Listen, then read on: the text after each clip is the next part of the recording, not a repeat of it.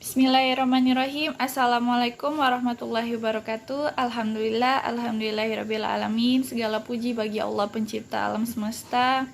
Berkat rahmat dan hidayahnya lah kita semua bisa dalam keadaan sehat walafiat sampai saat ini. Tak lupa pula salawat serta salam selalu kita aturkan kepada junjungan besar Nabi Muhammad SAW, kepada keluarga dan sahabat. Insyaallah percikan rahmatnya akan sampai kepada kita semua.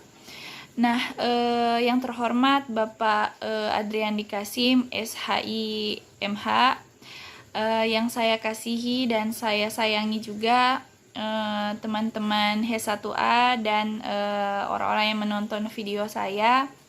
Nah, pada kesempatan kali ini saya Natalia Lesmana NIM 2011-2036 kelas C1A ingin membawakan pertanyaan dan juga jawaban mengenai video saya pada materi pedoman penulisan skripsi dan karya tulis ilmiah.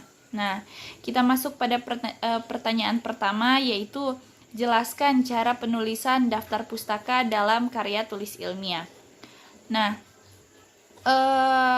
saya akan langsung menjawabnya. Yang pertama yaitu nama penulis. Nah, nama penulis wajib ditulis secara terbalik mulai dari nama belakang, dan penulisan nama harus dipisah menggunakan tanda koma.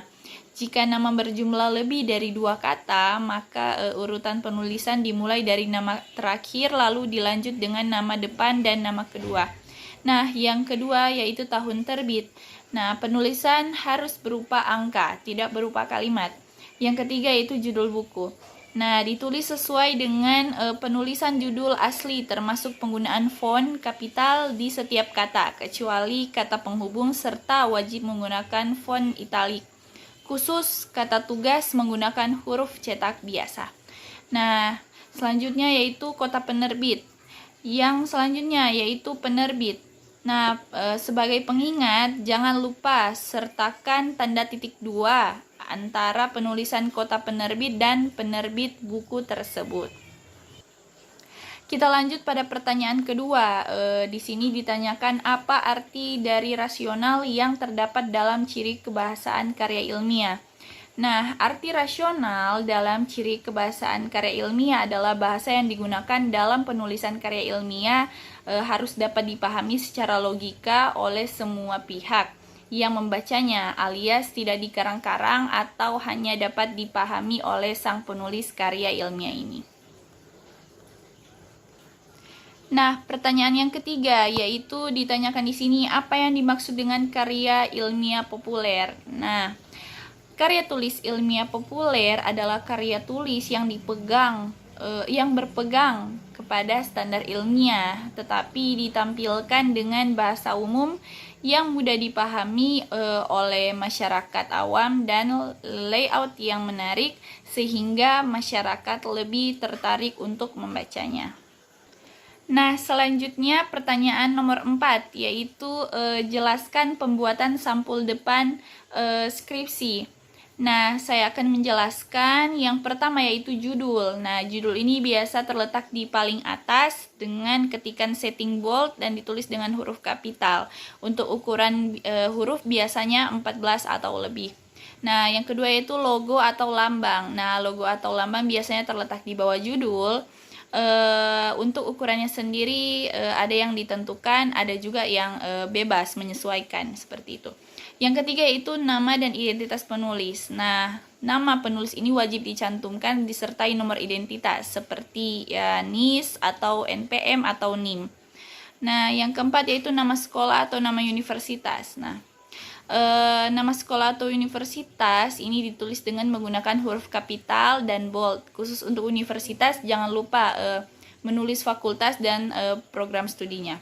Yang kelima yaitu tahun. Nah, tahun biasa diletakkan di akhir pada cover. Kalian tinggal mengisi dengan tahun pembuatan makalah kalian. Nah, jadi paling bawah dia. Nah, kita lanjut pada pertanyaan nomor 5 yaitu jelaskan ciri-ciri karya tulis ilmiah.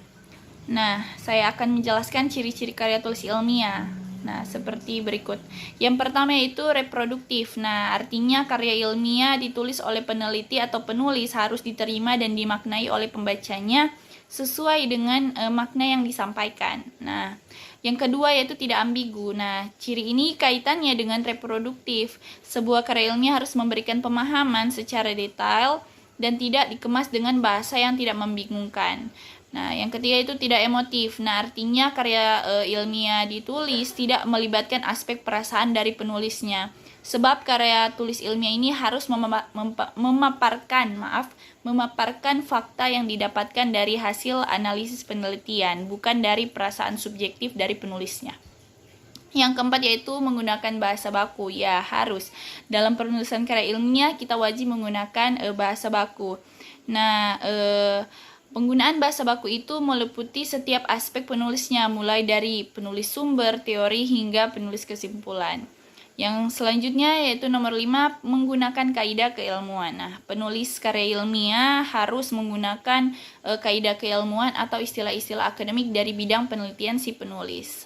Nah, hal itu bertujuan untuk menunjukkan bahwa peneliti atau penulisnya memiliki kapabilitas pada bidang kajian yang dibahas dalam karya ilmiah.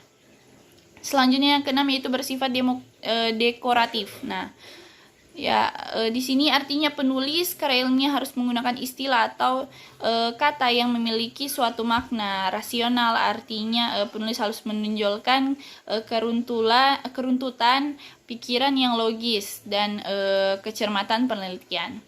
Nah, yang ketujuh itu terdapat kohesi. Nah, artinya karya ilmiah harus memiliki kesinambungan antara bagian dan babnya dan bersifat straightforward. Maksudnya ialah tidak bertele-tele atau tepat sasaran. Nah, yang kedelapan yaitu bersifat objektif. Karya ilmiah harus bersifat objektif. Hal ini sangat penting karena karya ilmiah tidak dibuat berdasarkan perasaan penulisnya. Karya ilmiah harus menunjukkan fakta-fakta dan data-data dari hasil analisisnya, jadi tidak memiliki kecondongan subjektivitas. Yang kesembilan, menggunakan kalimat efektif. Dan penulisan karya ilmiah harus menggunakan kalimat efektif. Ciri ini berkaitan dengan semua ciri sebelumnya. Tujuan penggunaan kalimat dalam karya ilmiah agar pembaca tidak dipusingkan dengan penggunaan kalimat yang berputar-putar atau bertele-tele. Menggunakan kalimat seperti itu hanya akan membuat pembaca bingung. Nah, selanjutnya pertanyaan nomor 6, yaitu jelaskan metode penelitian dalam penulisan karya tulis ilmiah. Baik, saya akan menjawab. Yang pertama, yaitu metode penelitian kuantitatif digunakan untuk mencari data yang membutuhkan observasi. Yang kedua yaitu metode penelitian kualitatif. Yang ketiga metode penelitian eksperimen atau percobaan. Yang keempat metode penelitian deskriptif. Yang kelima metode survei. Yang terakhir yang keenam metode kuesioner atau angket.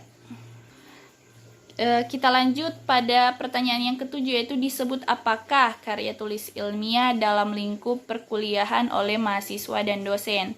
Nah, disebut apakah? Disebut tulisan akademis atau academic writing. Jadi dalam ranah perkuliahan karya tulis makalah atau skripsi dan semacamnya disebut academic writing atau tulisan akademis. Nah, lanjut pada pertanyaan ke-8 yaitu jelaskan tujuan penulisan karya tulis ilmiah. Nah, di sini saya menjawab sebagai wahana untuk melatih ide tersurat atau hasil penelitian dalam bentuk karya ilmiah yang sistematis dan metodologis.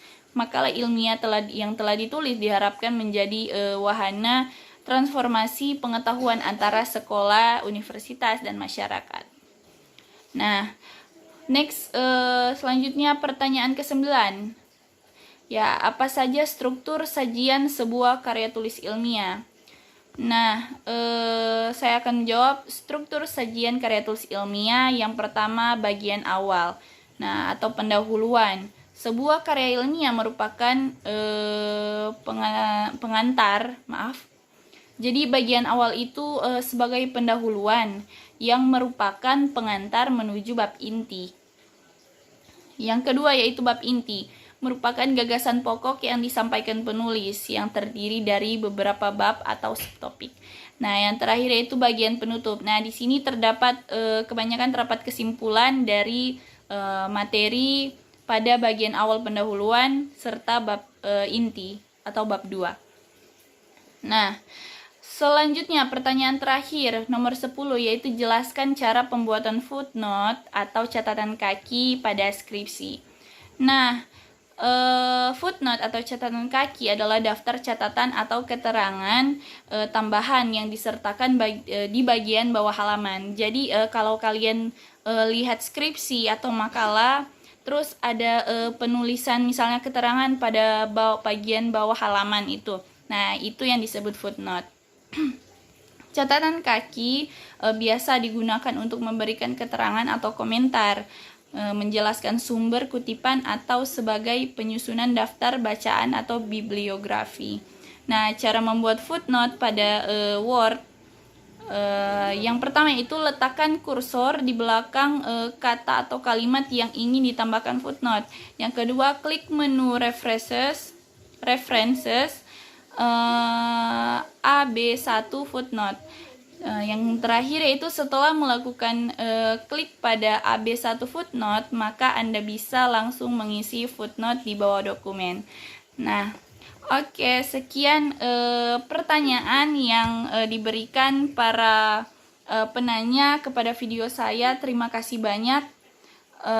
Sekian yang bisa saya bawakan, lebih dan kurangnya saya mohon maaf. Salam hormat saya kepada dosen pengampu Bapak Adriandi. Maaf apabila ada kesalahan kata. Wabillahi taufiq wal hidayah. Wassalamualaikum warahmatullahi wabarakatuh. Terima kasih.